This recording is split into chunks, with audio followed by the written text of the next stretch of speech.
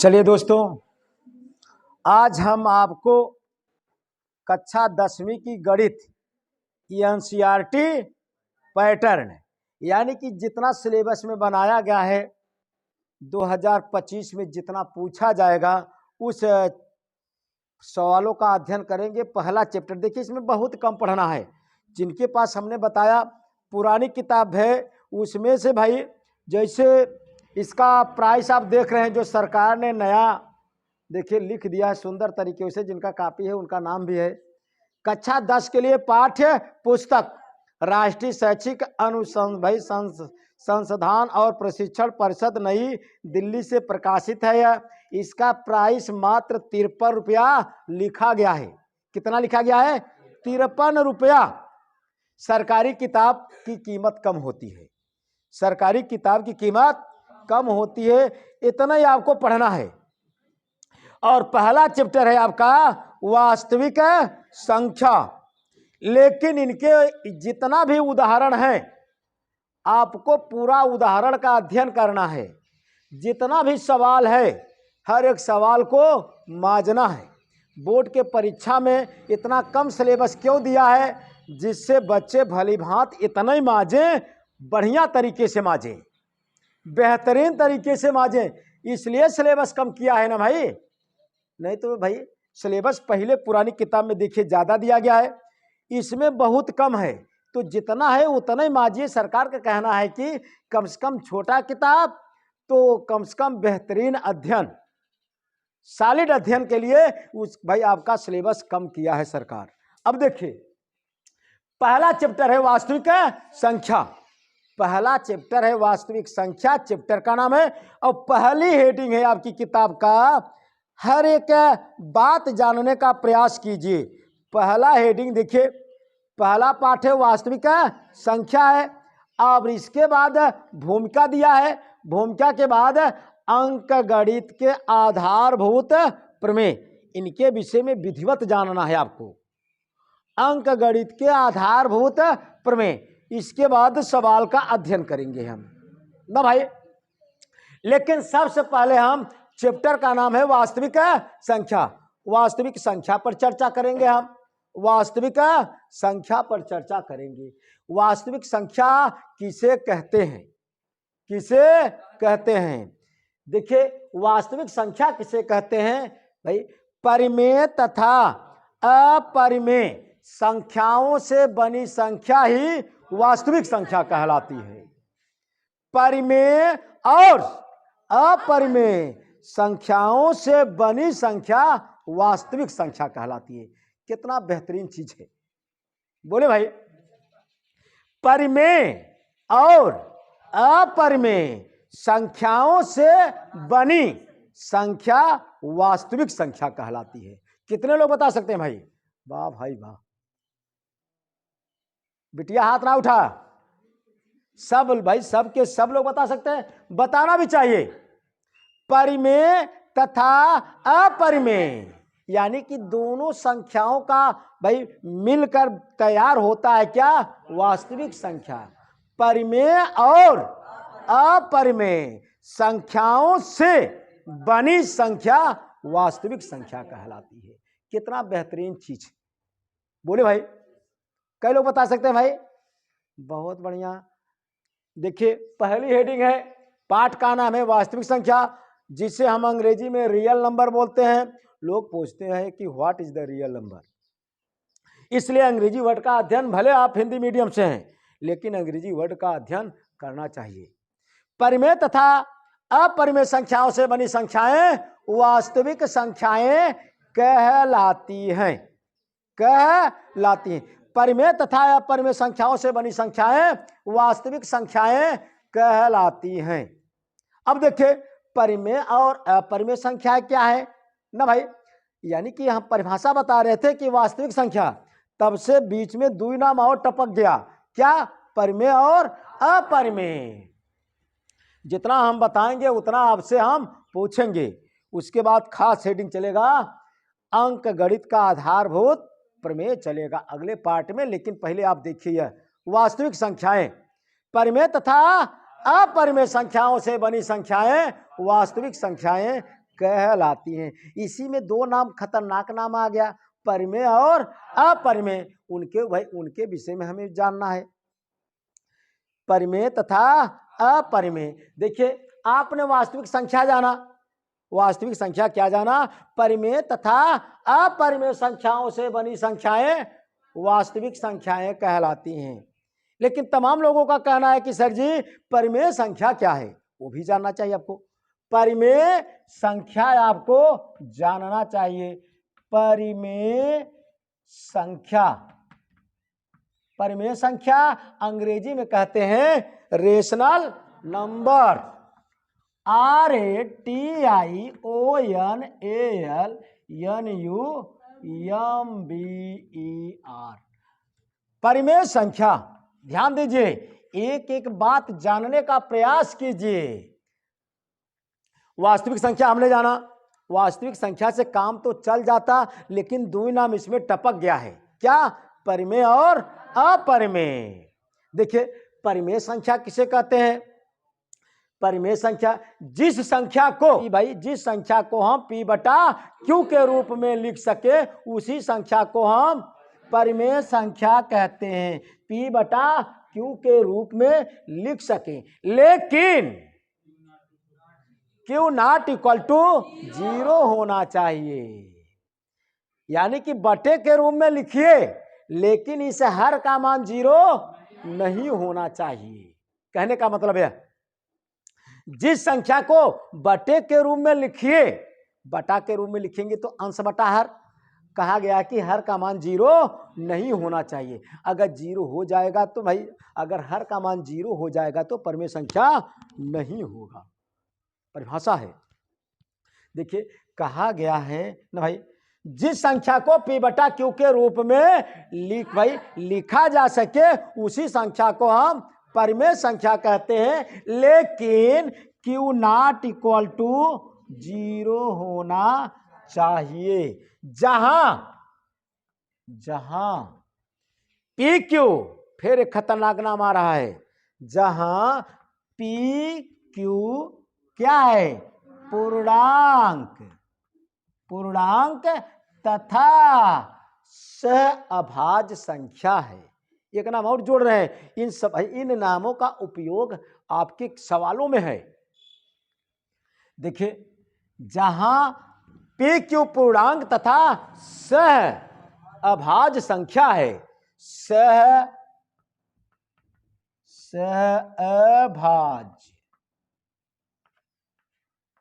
संख्या है, सहअभाज्य संख्या है, बहुत इंपॉर्टेंट है यह। हर एक नाम, जैसे देखा बिटिया लिखा मत, सुनिए, एक नहीं 1000 बार सुनिए और सुनकर ही भाई समझिए और जानिए।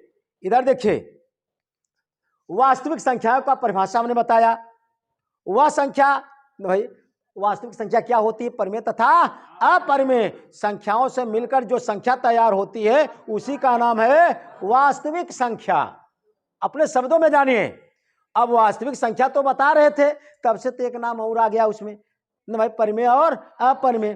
तब परिमेय संख्या क्या है उसे हमने बताया भाई, जिस संख्या को हम P बटा Q के रूप में लिख सकें उसी संख्या को हम परिमेय संख्या कहते हैं। लेकिन Q not equal to 0, Q का मान 0 नहीं होना चाहिए।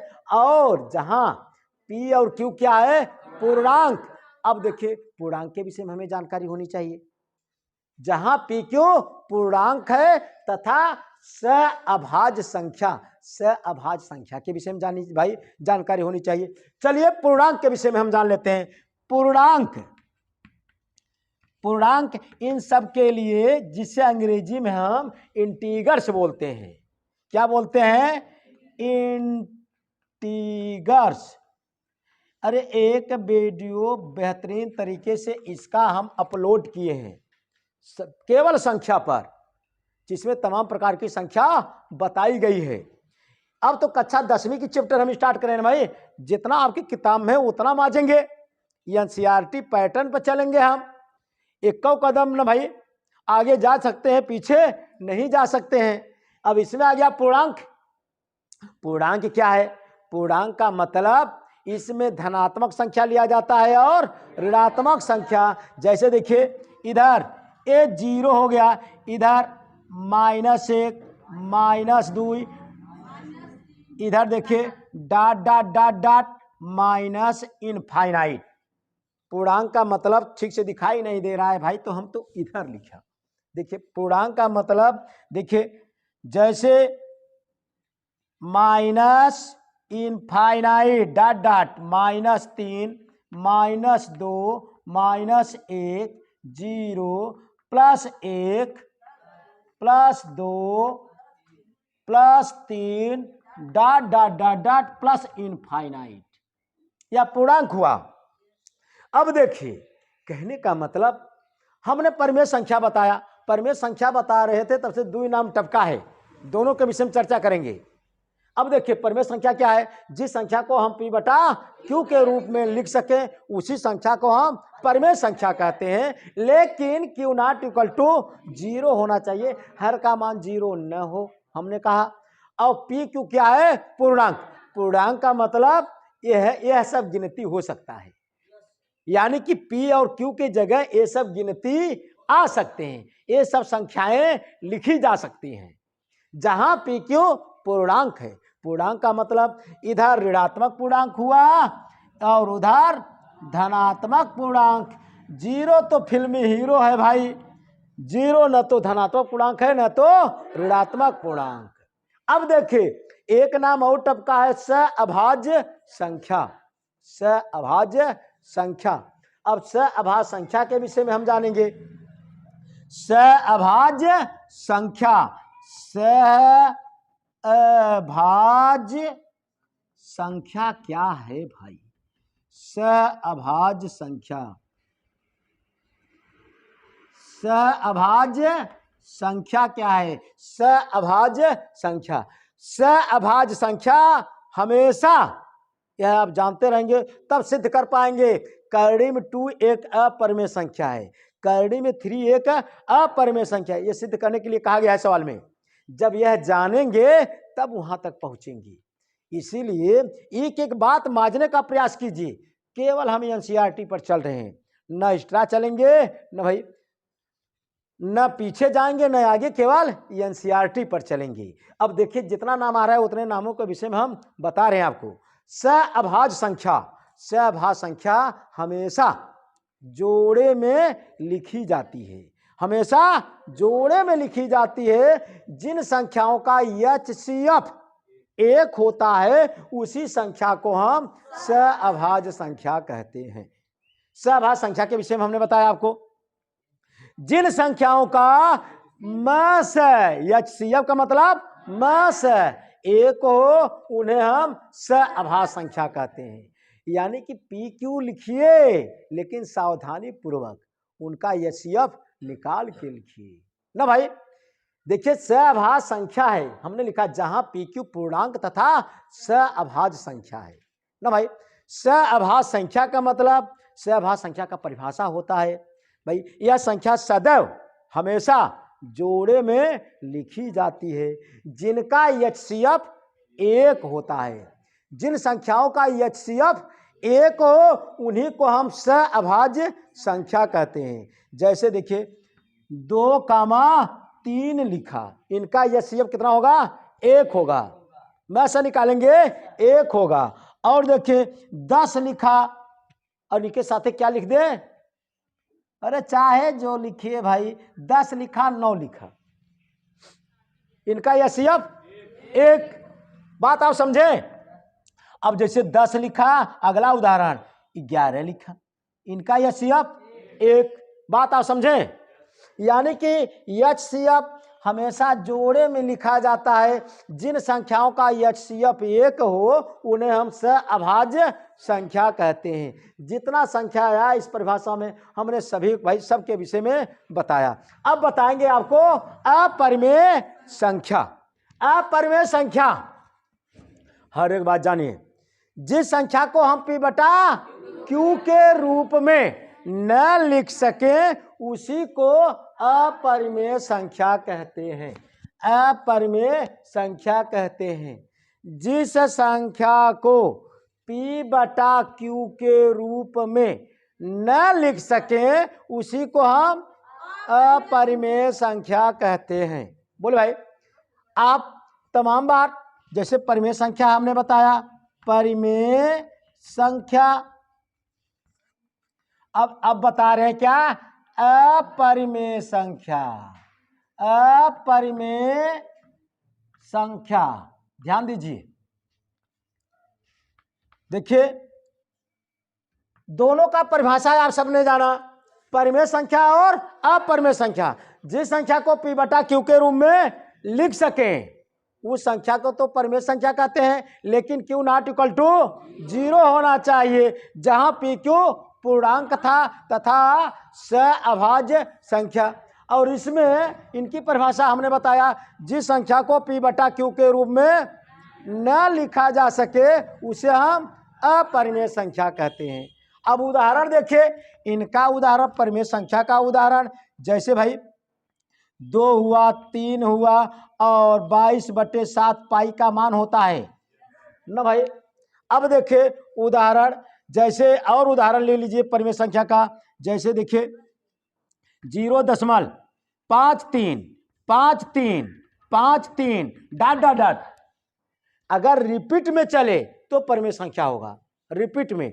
और इसमें देखिए उदाहरण इनका, जैसे भाई करड़ी में 2, करड़ी में 3, पाई का मान 22/7 बेचारा परिमेय संख्या है और पाई बेचारा स्वयं अपरिमेय संख्या है, क्योंकि पाई का राइट मान यह नहीं है, सन्निकट मान है, लगभग में मान है, इसलिए इसे हम परिमेय संख्या में सम्मिलित किया गया है।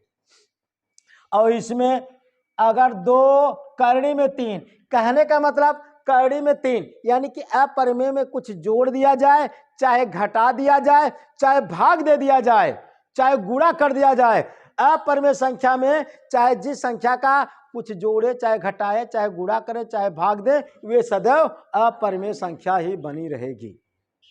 अपरिमेय संख्या का उदाहरण, अब देखिए उदाहरण में जैसे 0.11 लिख कर, 1011 लिख कर, 0011 लिख कर, 30 डॉट डॉट, अगर इस ढंग से कहीं लिखा है तो क्या होगा, अपरिमेय संख्या होगा। किसी को परेशानी, तमाम भाई ऐसे लिख दिया जाता है, जैसे देखा 0.3 पर बार, यह क्या है, परिमेय संख्या है। 0.3 पर बार एक लिमिट में कर दे, जिसे अंग्रेजी में टर्मिनेटिंग वैल्यू बोला जाता है, टर्मिनेटिंग। अब देखा, यानी कि अगर जिनको एक लिमिट में, एक भाई लिमिट में करे, बांध दे, जैसे देखा 3 बार, इस भाई 3 बार का मतलब 0.33333 ऐसे लिखते चले जाएंगे, यह रिपीट चल रहा है इसलिए परिमेय संख्या है। अगर जिसमें रिपीट न चले अपरिमेय संख्या था। बोले भाई, यह था वास्तविक संख्या पर अभी चर्चा कर रहे थे। अब पार्ट 2 में हम बताएंगे आपको अंक गणित का आधारभूत प्रमेय, तब उसके बाद एग्जाम्पल, उसके बाद 1.1 चलेंगे, जिससे आप मजबूती के साथ बेहतरीन तरीके से एनसीईआरटी में जितना भी सवाल है आप बेहतरीन तरीके से मांझ लें। निश्चित तौर पर अगर आप नए हैं तो चैनल को सब्सक्राइब कीजिए, दोस्तों में शेयर भी कीजिए। धन्यवाद दोस्त।